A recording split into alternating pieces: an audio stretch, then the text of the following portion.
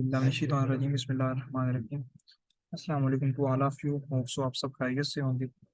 अच्छा, हम लोग जो है वो फिजिकल केमिस्ट्री कैंप 408 जो है हमने उसको स्टार्ट किया हुआ है। तो हम लोग जो है उसके बारे में पढ़ रहे थे। लास्ट लेक्चर में जो है हमने graphic of partition of energy और विस्कोसिटी ऑफ गैसेस, उसके मेजरमेंट्स को और फिर उसके बाद कोलिजन्स को बारे में हम लोगों ने पढ़ा था। इस लेक्चर में जो है मैं आपको क्रिटिकल फिनोमेना जो है वो पढ़ाऊंगा। क्रिटिकल फिनोमेना क्या चीज़ होती है, और उसके बाद हमने कैलकुलेशन करनी है, और क्रिटिकल फिनोमेना के साथ साथ वंडर वाले क्वेश्चन को उसके साथ रिलेट करके देखना है। तो स्टार्ट करते हैं आज का लेक्चर।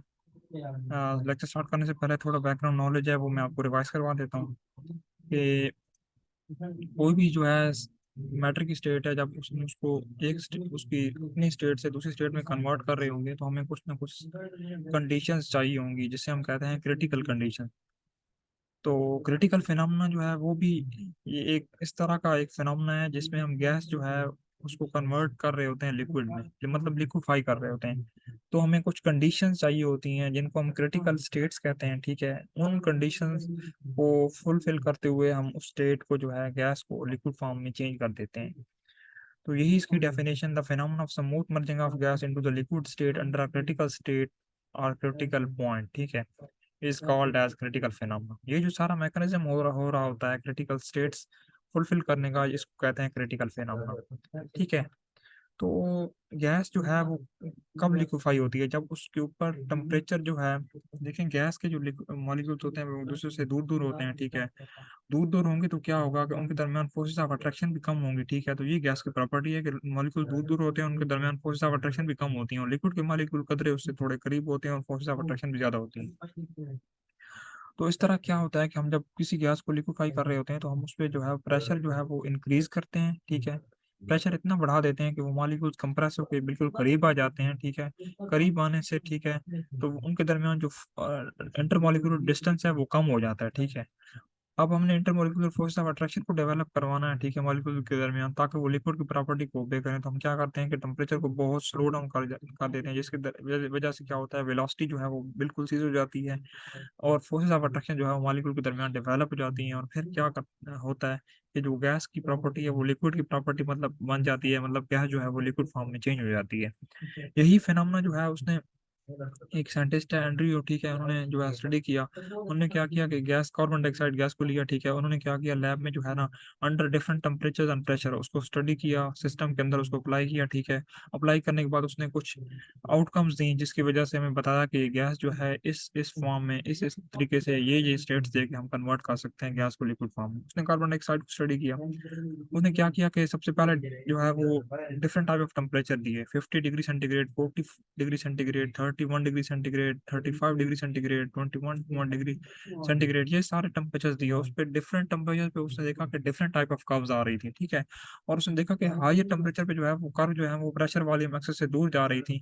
बिकॉज आपने चार्ल्स लॉ और बॉयल लॉ में पढ़ा होगा, चार्ल्स लॉ में के प्रेशर टेम्परेचर इंक्रीज करने से वॉल्यूम जो है वो इंक्रीज हो जाता है, जिसकी वजह से जो है वो गैस की जो कंसंट्रेशन है, जो इंटेंसिटी है वो बढ़ जाती है, जिसकी वजह से जो प्रेशर पीवी जो है कर्व है, ठीक है, ये जो हमारे पास कर्व आ रही है वो दोनों एक्सेस से दूर चली जाती है। तो उसने देखा कि डिफरेंट टेम्परेचर पे हमारे पास डिफरेंट कर्व्स आती है और उनका जो बिहेवियर है वो चेंज हो जाता है ऑन द डिफरेंट टेम्परेचर। ठीक है, तो यहाँ पे जो है ना वो उसने जो है एक टेम्परेचर दिया, कम से कम टेम्परेचर दिया, और प्रेशर इतना ज़्यादा बढ़ा दिया कि एक मखसूस टेम्परेचर आया जिसपे वो गैस थी वो कन्वर्ट हो गई लिक्विड फॉर्म में। तो ये क्लियर हो गया कि गैस जो है हमेशा जो है वो जब उसको हायर टेम्परेचर, हायर प्रेशर देंगे, सॉरी हायर प्रेशर देंगे और लो टेम्परेचर कर देंगे तो उस वक्त जो है वो गैस जो है वो कन्वर्ट हो जाएगी from its gaseous state to the liquid state. ठीक है, और हायर टेम्परेचर पे जो ये जो आइसोथर्म्स आ रही थी, ये जो कर्व्स आ रही थी, ये दूर जा रही थी, बिकॉज हायर टेम्परेचर पे वॉल्यूम की जो है वो बढ़ रहा था, जिसकी वजह से कंसंट्रेशन जो थी गैस की वो बढ़ रही थी, जिसकी वजह से ये जो कर्व्स थी वो दूर जा रही थी फ्रॉम प्रेशर वॉल्यूम एक्सेस। ठीक है, तो ये चीज़ कवर हो गई। उसके बाद जो है उसने कुछ चीज़ें स्टडी की, और स्टडी स्टडी करते हुए कुछ उसने आउटकम दिए। उसने देखा कि जब हम प्रेशर बढ़ा रहे थे, पहले पहले हमारे पास स्मूथ कर्व्स आ रही थी, देन उसके बाद जो है वो स्मूथ कर्व्स आना बंद हुई। क्योंकि गैस जो है वो अपना बिहेवियर चेंज करने लगी। अब देखिए यहाँ पे गैस पे साथ कुछ भी नहीं हुआ, ठीक है। इस एक्सिस पे देखें थोड़ी जर्की मूवमेंट हुई है, तो गैस जो है वो यहाँ पे उसने देखा कि कुछ ना कुछ गैस जो है उसको कंप्रेस फॉर्म में आई है, तो गैस जो है वो लिक्विड फॉर्म में जो है वो चेंज होनी शुरू हो गई है, ठीक है। उसने टेम्परेचर को और कम किया और उसने देखा कि एक ऐसा पॉइंट आया जिसपे जो है वो गैस एक ऐसा पॉइंट आया जिसपे गैस जो है वो लिक्विड फॉर्म में चेंज हो गई, ठीक है।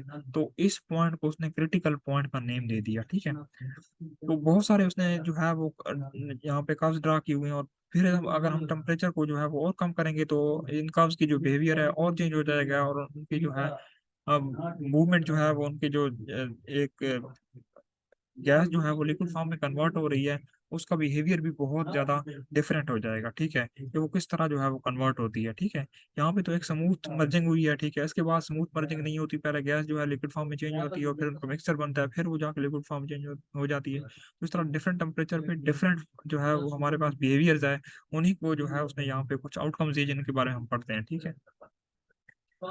Seeing the isotherm EFG at the point F, liquefaction of carbon dioxide take place at the temperature of 31.1 degree centigrade. This is the critical point of carbon dioxide. अब ये जो है EFG हमारे पास जो भी कर्व आई है, जिसको जैसे मर्जी हम नेम दे दें, ठीक है।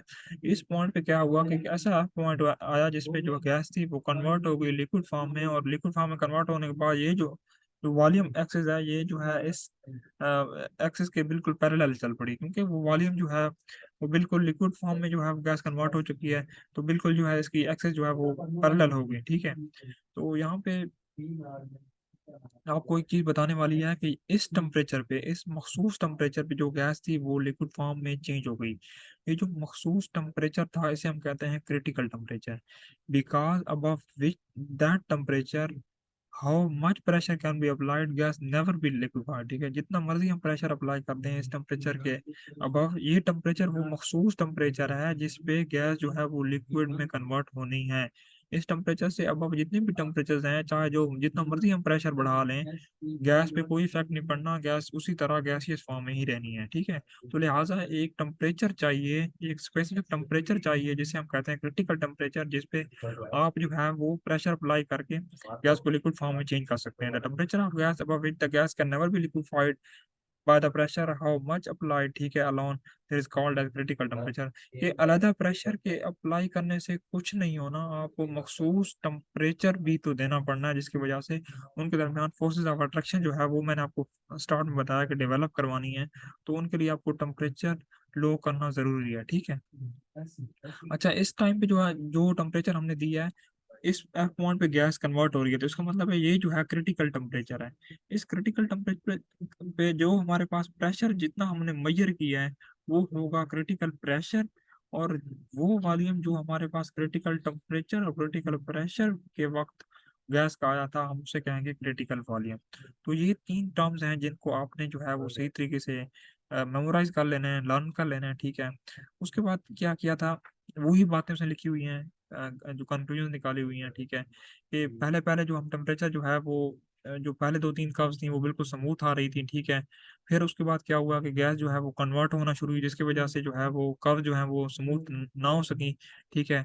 देन उसके बाद जो है हमारे पास वो कर्व्स भी हैं जिनमें जो एक हॉरिजॉन्टल पोर्शन भी आ रहा था, उसमें ये था कि इस लो टेम्परेचर पे हमारे पास तीन पोर्शन आ रहे थे एक्सिस के।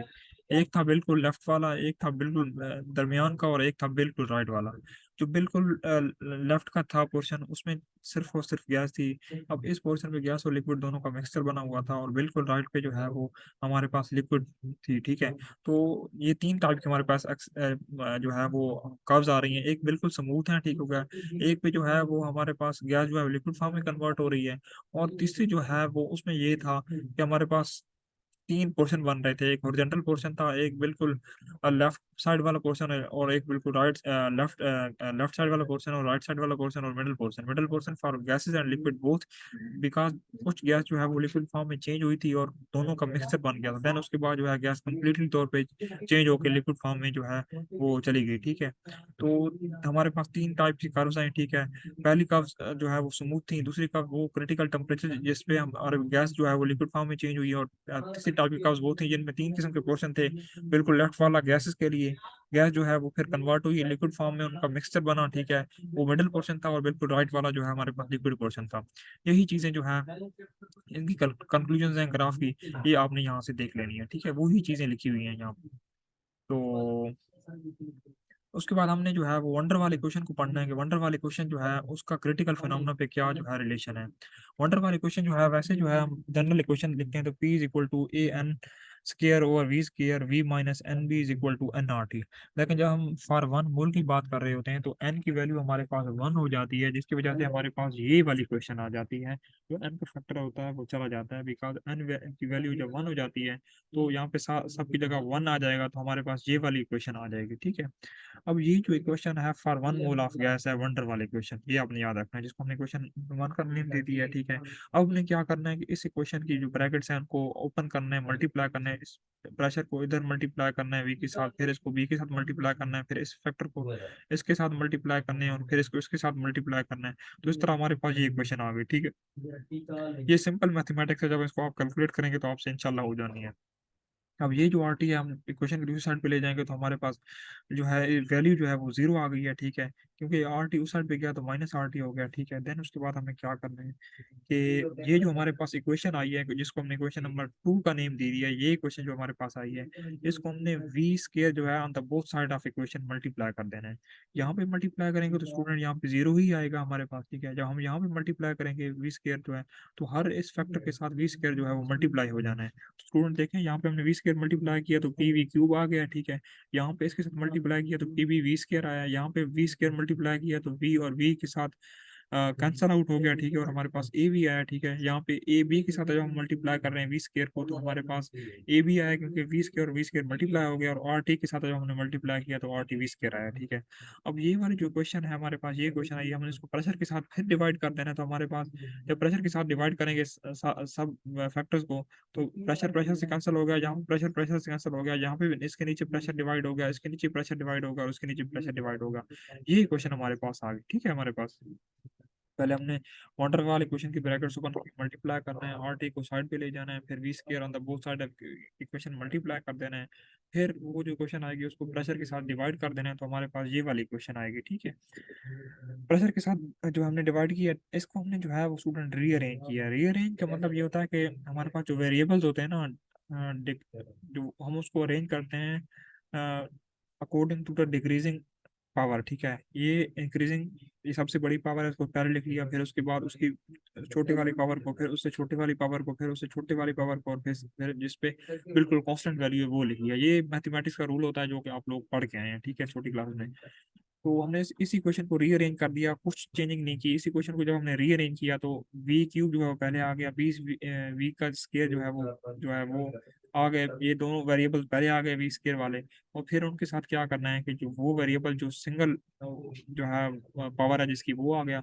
उसके बाद ए बी और बी आ गया, ठीक है। अब हमने क्या करना है कि स्टूडेंट देखें तो यहाँ पे जो है वो वी स्केयर जो है वो कॉमन आ रहा है इन दो फैक्टर में, तो वी स्केयर हमने कॉमन ले लिया है, तो हमारे पास जो फाइनल इक्वेशन आई है जिसको हमने नेम दे दिया है क्वेश्चन नंबर 3 का।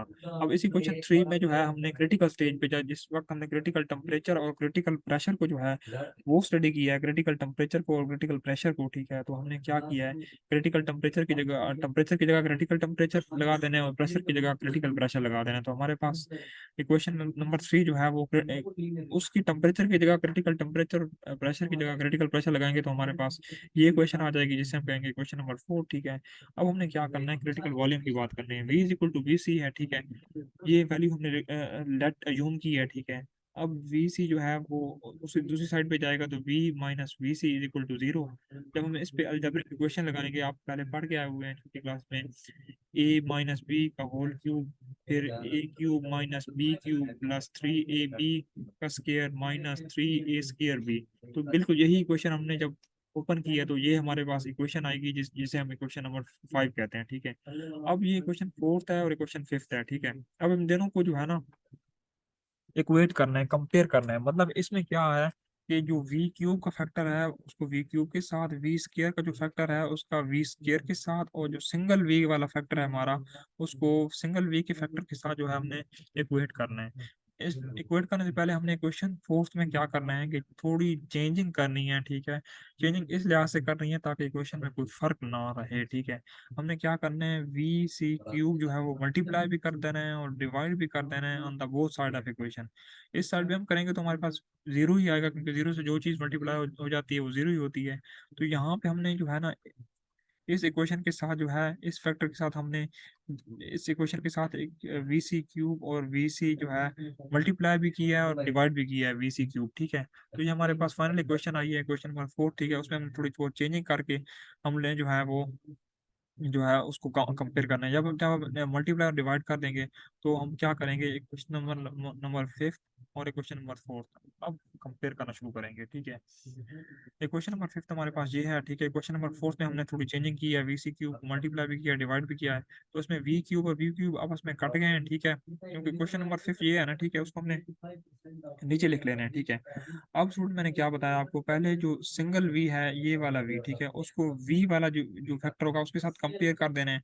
3v वी सी का square is equal to A V और पी सी। जब हमने इसको कंपेयर करना है, ये वी वी के साथ कैंसिल हो गया, 3v सी का स्केयर बचा और ऊपर ए और पी सी। ये हमारे पास क्वेश्चन नंबर 6 आ गई। अब हमने क्या करना है, वी स्केयर वी सी का फैक्टर जो है वो देखना है। वी स्केयर वी सी जो है, इसके बाद कौन सा ये वाला फैक्टर पड़ा है, तो बिल्कुल हम इसके बराबर में लिख देंगे। ये माइनस माइनस से कैंसिल हो गया, वी स्केयर जो है वो कैंसिल हो गया। हमारे पास जो फाइनल वैल्यू बची है वो 3v is equal to R T C और P C plus P B. तो ये हमारे पास क्वेश्चन नंबर 7 आ गई है।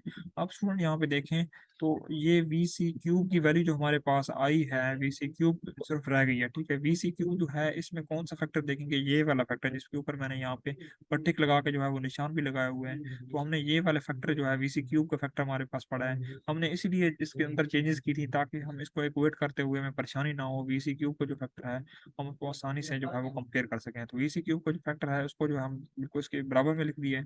तो और इस तरह हमने जो है वो इसको माइनस साइन कैंसिल करके वी सी क्यू आपस में कट गया है। तो हमारे पास जो वैल्यू आ गई है वो है वी सी क्यूब और ए बी और पी सी। इस इक्वेशन को हमने नेम दे दिया है 8 का। तो स्टूडेंट देखें, फोर्थ के अंदर हमने थोड़ी चेंजिंग की है, वी सी क्यूब को मल्टीप्लाई भी किया, डिवाइड भी किया, ठीक है। देन उसके बाद हमने हर जो वेरिएबल है, हर वेरिएबल को उसके दूसरी इक्वेशन के वेरिएबल के साथ जो है वो कंपेयर की है। कंपेयर करने के बाद हमने क्वेश्चन नंबर 6, 7 और 8 जो है वो निकाली है।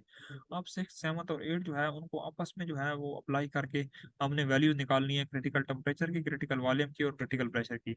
तो इक्वेशन नंबर 8 है, हमने उसको डिवाइड कर देना है इक्वेशन नंबर 6 पे। ये हमारे पास इक्वेशन 8 है, जब हम उसको इक्वेशन नंबर 6 पे डिवाइड करेंगे तो स्टूडेंट देखें मैंने यहाँ पे डिवाइड किया हुआ है, ठीक है, डिवाइड किया है। तो हमारे पास क्रिटिकल वॉल्यूम की जो है वैल्यू आ गई है, ठीक है। क्वेश्चन नंबर 9 इसको नेम दे दी है। अब यही इसी क्वेश्चन को क्वेश्चन नंबर 6 में दोबारा पुट करेंगे, वी सी स्केयर की जगह जो है हमने 3b की वैल्यू लिख देनी है। तो हमारे पास आखिर पे क्रिटिकल प्रेशर की वैल्यू आ जाएगी।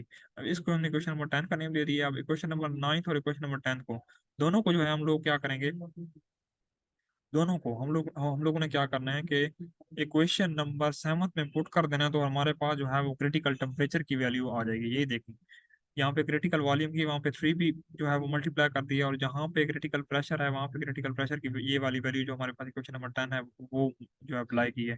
तो हमारे पास यहाँ पे जो है वो वैल्यू आ गई है क्रिटिकल टेम्परेचर की।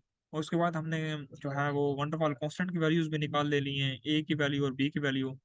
इक्वेशन नंबर 9 से हमने जो है बी की वैल्यू निकाल लेनी है, और इक्वेशन नंबर 6 से जो है हमने ए की वैल्यू निकाल लेनी है। यहाँ पे देखें तो ए साइड पर पड़ा रहेगा और बाकी सारी चीज़ें जो है इधर आके मल्टीप्लाई हो जाएंगी, ठीक है। तो ये हमने जो है वो पढ़ लिया। इसका जितना हमारे हम लोगों ने करना था, मतलब एक वंडर क्रिटिकल फिनोमेना जो है उसका कॉन्सेप्ट हमने पढ़ना था, वो हमने पढ़ लिया है, ठीक है। ग्राफ को स्टडी किया, देन उसके बाद application of Van der Waals question to the critical phenomena, ये हमने चीज़ निकाल ली है, ठीक है। देन उसके बाद जो है हमने एक्सपेरिमेंटल डिटर्मिनेशन की तरफ जाना है। ये तो हमने मैथमेटिकली डिटरमाइन किया ना, क्रिटिकल टेम्परेचर, क्रिटिकल प्रेशर और क्रिटिकल वॉल्यूम को, अब हमने एक्सपेरिमेंटली निकालना है। तो क्रिटिकल टेम्परेचर और क्रिटिकल प्रेशर को जो है वो निकालने का एक बिल्कुल आसान सा तरीका है। यही एंड्रयू साइंटिस्ट थे, उन्होंने एक स्पेशल टाइप ऑफ apparatus जो है वो बनाया था, जिसमें क्या किया था उसने, एक कैपेलिटी ट्यूब ली थी, ठीक है। उसके दो साइड, दो एंड थे। एक साइड जो था वो एक्ट कर रहा था मैनोमीटर की तरह, और दूसरा साइड जो है उसके साथ एक छोटा सा बल्ब लगा हुआ था जो कि उसने हीटिंग जैकेट के अंदर इनक्लोज किया हुआ था। यहाँ पे डायग्राम में आपको दिखाता हूँ। ये कैपेलिटी ट्यूब है, ठीक है। उसके एक साइड जो है वो मैनोमीटर की तरह जो है एक्ट कर रहा था, दूसरी साइड पे एक छोटा सा स्मॉल सा बल्ब उसने जो है वो लगाया हुआ था, ठीक है। और उसको जो है वो हीटिंग जैकेट के अंदर जो है वो प्लेस किया हुआ था थर्मोस्टेट के अंदर, ताकि उसको हीट दी जा सके, कांस्टेंट हीट दी जा सके, ठीक है। तो उसने क्रिटिकल टेम्परेचर, क्रिटिकल प्रेशर इस तरह जो है वो मेजर किया, कि उसने जो है वो एक लिक्विड लिया, ठीक है। लिक्विड जो है उसने बल्ब के अंदर फिल किया, ठीक है। इस फिल करने के बाद उसने क्या किया, इस बल्ब के अंदर जो है लिक्विड को फिल आउट कर दिया, ठीक है। ये लिक्विड फिल हो गया, ठीक है। अब इस बल्ब को जो है उसने हीट करना शुरू किया थ्रू द हीटिंग जैकेट। अब यहाँ से वेपर्स बने और वो वेपर्स जो है ऊपर जाने लगे, ठीक है, इसी जैकेट में। अब उसने देखा कि जब वेपर्स बने तो लिक्विड की लेयर में और वेपर्स की लेयर में थोड़ी डिस्टिंग्विशन हुई, ठीक है, थोड़ी सी एक लेयर बनी, जिसको हम कहते हैं मेनिस्कल मेनिस्कस लेयर, मतलब एक सेपरेशन हमें दिखी। एक लिक्विड की सेपरेशन है यहाँ पे देखें, और एक जो है वो लिक्विड वेपर्स की सेपरेशन है, वो बनी, क्योंकि वेपर्स उड़ रहे थे और लिक्विड जो है वो वेपर्स में continuously with for with with the help of heating जो है वो चेंज हो रहा था लिक्विड फॉर्म में। तो यहाँ पे वेपर्स और लिक्विड के दरमियान एक लेयर बनी, ठीक है, सेपरेशन लेयर, जिसे हम कहते हैं मेनिस्कस, ठीक हो गया, वो बनी, ठीक है। तो उसने क्या किया कि अब इस टेम्परेचर को और बढ़ाया। जब टेम्परेचर को और बढ़ाया तो बिल्कुल जो लिक्विड था वो बहुत जल्दी से जो है एवोपरेट होना शुरू हुआ, और उनके दरमियान जो लेयर थी, मैंने इसका सेपरेशन लेयर थी, वो सेपरेट आउट होना शुरू हो गई। और जब वो जिस टाइम पे सेपरेट आउट हो गई, मतलब सारा का सारा लिक्विड जो है वो कन्वर्ट हो गया वेपर में, तो उसने उस टाइम को जो है वो नोट कर लिया, ठीक है। उस टाइम को उसने फॉर एग्जाम्पल T1 का टाइम दे दिया, ठीक है। अब क्या किया, ये वेपर बने हुए हैं, उसने अब दोबारा से टेम्परेचर जो है वो कूल डाउन शुरू किया, कंडेंसेशन शुरू की, दोबारा वेपर जो है वो बनना शुरू हो गए। अब क्या हुआ कि कुछ वेपर जो है वो लिक्विड फॉर्म में कन्वर्ट हो गया, और कुछ वेपर उसी तरह जो है वो लिक्विड फॉर्म में कन्वर्ट अपना जो सिलसिला है वो जारी रखे हुए। तो उसने देखा कि एक फिर लेयर बन गई, ठीक है, मतलब कुछ लिक्विड फॉर्म में वेपर्स आ गए और कुछ वेपर्स की फॉर्म में ही थे अभी। तो फिर उसने वो जो लेयर देखी, ठीक है, मेनिस्कस लेयर, उस पे उसने वो टेम्परेचर जो है दोबारा नोट किया। तो सबसे पहले जो है उसने, मैं फिर बता देता हूँ कि बल्ब के अंदर एक लिक्विड लिया था, लिक्विड को जो है वो हीट आउट किया, वेपर्स बने, वेपर्स के बाद उसने देखा कि मेनिस्कस जो है बन गई। टेम्परेचर और ज्यादा बढ़ा दिया तो वेपर और ज्यादा बनने शुरू हुए, और जो मेनिस्कस थी वो खत्म होना शुरू हुई। अब मेनिस्कस जो है वो खत्म हो गई, ठीक है, वेपर्स बन गए, दोबारा उसने कूल डाउन शुरू किया, कंडेंसेशन शुरू की, दोबारा से ये एक लेयर बन गई मेनिस्कस लेयर, और दोबारा से उसने वो टेम्परेचर नोट आउट किया। दो टेम्परेचर उसने नोट किए at the time of meniscus disappear, वो टाइम जब वो लेयर जो है वो डिसअपियर हुई थी, और वो टाइम जब वो मेनिस्कस लेयर दोबारा अपीयर हुई थी, ठीक है। वो दो टेम्परेचर से नोट किए, मतलब T1 और T2। T1 उस वक्त जब मेनिस्कस डिसअपियर हुई थी, और T2 उस वक्त जब मेनिस्कस दोबारा से हमारे पास अपीयर हुई, जब दोबारा वेपर जो है वो लिक्विड फॉर्म में आना शुरू हुए। अब इन दोनों टेम्परेचर्स का उसने मीन निकाला, और मीन निकाल के उसने बताया कि ये जो मीन है दोनों टेम्परेचर्स का, ये है हमारे पास क्रिटिकल टेम्परेचर, ठीक है। अब ये क्या किया कि ये जो उसका एक एंड था, ठीक है, हायर एंड, ये मैनोमीटर की तरह जो है वो वर्क कर रहा था। जिस टाइम पे हमारे पास, जिस टाइम पे हमने दोनों का मीन लिया टेम्परेचर का, जिस वक्त, उस वक्त इस लिक्विड का जो प्रेशर था, हमने उसको क्रिटिकल प्रेशर का नेम दे दिया, ठीक है। तो इस तरीके से उसने क्रिटिकल टेम्परेचर और क्रिटिकल प्रेशर को फाइंड आउट कर लिया। उसके बाद उसने क्रिटिकल वॉल्यूम कैसे फाइंड आउट किया, उसने देखा कि हमारे पास लिक्विड और लिक्विड वेपर्स जो हैं, लिक्विड वेपर्स, उनकी डेंसिटीज को जो है उसने कंपेयर किया। ये टेम्परेचर एक्सेस है, ठीक है। वेपर गैसेस, मतलब जो लिक्विड के वेपर्स थे, जो गैसेस के फॉर्म में थे, उनकी डेंसिटीज भी टेम्परेचर के बढ़ने से बढ़ रही थी, और लिक्विड की जो टेम्परेचर डेंसिटी थी वो भी टेम्परेचर बढ़ने से जो है हमारे पास जो है वो वेरी कर रही थी। अब एक ऐसा पॉइंट आया कि दोनों की डेंसिटीज जो है वो बीट कर गई। उस डेंसिटीज को उसने जो है वो इंडिकेट किया, ठीक हो गया, और उस डेंसिटी को जो है उसने नेम दे दिया क्रिटिकल डेंसिटी का, ठीक है। अब ये देखें क्रिटिकल डेंसिटी है क्या, लीनियर पाथ ऑफ टेम्परेचर, ठीक है। मतलब दोनों की डेंसिटी जो है वो mean value of densities of liquid and saturated vapour for any stable substance linear function of temperature. दोनों की डेंसिटीज जो हैं वो वेरी कर रही हैं विद टेम्परेचर, ठीक है। जब दोनों का मीन लिया, ठीक है, दोनों का मीन लिया, तो वो एक स्ट्रेट लीनियर पाथ था फंक्शन के, मतलब वो टेम्परेचर के बिल्कुल लीनियरली जो है वो वेरी कर रहा था, ठीक है, मूव कर रहा था। तो इस तरीके से उसने क्या किया कि जब उनकी क्रिटिकल डेंसिटी को जो है उसने कैसे मेजर किया कि जब दोनों की डेंसिटी जो है वो उनका मीन लिया, तो उस डेंसिटी को उसने नेम दे दिया क्रिटिकल डेंसिटी का, उसमें उसको इंडिकेट कर दिया, ठीक है, इस एक्सेस से। तो यहाँ पे हमारे पास क्रिटिकल डेंसिटी आ गई, और क्रिटिकल डेंसिटी पे जो हमारे पास वैल्यू आई वॉल्यूम की, ठीक है, उस सब्सटेंस के क्रिटिकल डेंसिटी पे जब उस सब्सटेंस की वो वॉल्यूम की वैल्यू है, तो उसको हमने एक नेम दे दिया क्रिटिकल वॉल्यूम का। फॉर एग्जांपल एक सब्सटेंस है लिक्विड फॉर्म में, कुछ उसके वेपर्स बने हुए हैं, वेपर्स की डेंसिटी भी बढ़ रही है टेम्परेचर के साथ साथ, और उसकी लिक्विड की अपनी भी बढ़ रही है। उस टेम्परेचर का हमने जो है एक पॉइंट पे मीट किया और उसका मीन लिया, तो वो एक लीनियर फंक्शन था टेम्परेचर के।